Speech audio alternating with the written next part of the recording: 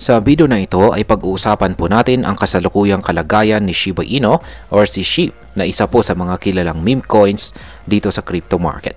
Sa ngayon halos 1 million na SHIB holders ang nalulugi. Hindi lang ito simpleng dip, kundi isa po itong matinding pagbagsak na nakaapekto sa napakaraming investors. Kaya ang tanong po ngayon, ano ba talaga ang nangyayari kay SHIB? May pag-asa pa bang makarecover ito? At syempre bilang mga Pinoy crypto traders at investors, ano kaya ang posibleng maging epekto nito para sa atin? Pero bago po tayo magpatuloy ay pakibasa na lamang po muna ang disclaimer dito sa ibaba ng ating screen. Ayan, bakit po patuloy ang pagbaba ng presyo ni Shiba Inu ngayong buwan ng June? Yan, or June 2025. Simula pa lang ng buwan ng June ay bearish na po ang galaw ni Shiba Inu. Ibig sabihin, pababa ang trend ng presyo nito.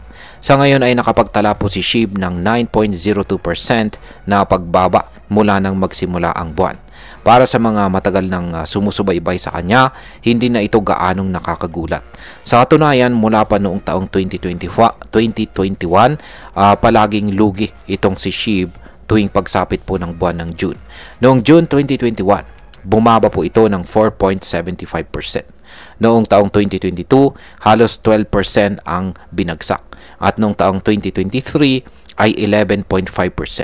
Pinakamalaki po ang pagbagsak noong taong 2024 na umabot po ng halos 32.3%.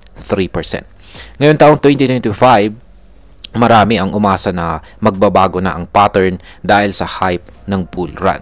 Pero sa kasamaang palad, bumagsak pa rin siya ng halos 10% ngayong buwan. Sa madaling salita, parang curse month na talaga ang June para kay SHIB. Ngayon ay ilan ba ang nalulugi kay SHIB? Ayon po sa datos ng Into the Block, isang blockchain analytics firm, tinatayang 940,450 addresses ang kasalukuyang nasa lugi sa kanilang SHIB investment. Sa kabuuan, ang mga wallets na ito ay may hawak na 875.23 trillion SHIB tokens. Samantala, 462,750 addresses lang ang kumikita pa. Hawak po nila ang 97.49 trillion SHIB. May 45,340 addresses naman na hindi pa lugi or kumikita, kung saan ay break-even lamang ang kanilang sitwasyon. Kaya isipin po ninyo ito, halos 2 beses na mas marami ang nalulugi kaysa sa kumikita. Isa ito sa mga indikasyon na maraming pumapasok sa presyo na mas mataas kaysa po sa kasalukuyang market value. Ngayon ay nasaan po ang presyo ni SHIB sa ngayon? Sa oras po nailabas ang balitang ito, ang presyo po ni SHIB ay naglalaro sa presyong 40 digits 1156. Yan, kung titignan po natin ang kanyang performance nitong nakaraang araw ay bumaba po siya ng 0.36% sa nakalipas na araw. At nitong nakaraang linggo ay bumaba na rin siya ng 1.36%. At sa loob po ng isang buwan ay bagsak po siya ng 22.12%. Kung ikaw po ay pumasok noong kasagsagan ng hype at hindi ka pa nagbebenta, malamang ay ramdam mo ang bigat ng pagkalugi ngayon. Yan, ngayon ay pag-usapan naman po natin ang tungkol sa resistance at saka support levels nitong si SHIB. Yan. Wala po silang ibinahaging chart dito, kaya pakicheck na lamang po ang chart ni Shiba Inu sa inyong trading platform. Simulan po natin sa dalawang malalakas na resistance levels ni SHIB. Una ay ang price range na 40 digits 12 to 40 digits 14. Dito may hawak po na SHIB ang humigit kumulang na 1,379 addresses na 75.47 trillion na SHIB tokens. Ang sunod na resistance or pangalawang resistance ay nasa price range na 40 digits 14 hanggang 40 digits 16. Ayan, mas malakas po ang resistance dito dahil may 1,700 177,210 addresses ang may hawak ng 527.83 trillion na SHIB tokens. Ibig pong sabihin, kahit pa magsimulang umakyat si SHIB, marami po ang magbebenta sa mga presyong ito, kaya mahirap po siyang umangat ng tuloy-tuloy. Yan, sa kabilang banda, sa kabila pong banda ay dito naman po tayo sa support levels. Ito naman po yung presyo kung saan maraming gustong bumili, kaya sumusuporta ito para hindi po lalong bumagsak ang presyo ni SHIB. Una ay ang price range naman na nasa 50 digits to 40 digits 11. At meron pong hawak na 43.17 trillion SHIB ang 210,070 na mga addresses.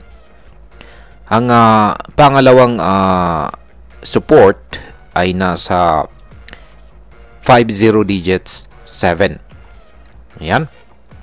Kung mabutas po ito at mabutas ito at babagsak po ang kung mabubutas po yung binanggit nating unang support, yung kasalukuyang support, babagsak po ito or babagsak ang presyo ni SHIB sa sunod na support na nakaabang po sa price level na 50 digits 7, kung saan ay meron naman pong 190,200 na bilang ng mga addresses na may 53.22 trillion na SHIB. Kung lalampas pa po sa ilalim ng support na ito, maaring dumaloy pa ang downtrend at mas lumalim po ang pagkalugi ng mga holders. Ngayon ay ang sunod na pinakamalaking tanong natin dito ay may tiwala pa rin ba ang mga SHIB holders? Ayan. Sa kabila ng lahat ng ito ay maraming investors ang hindi pa rin bumibitaw kay SHIB.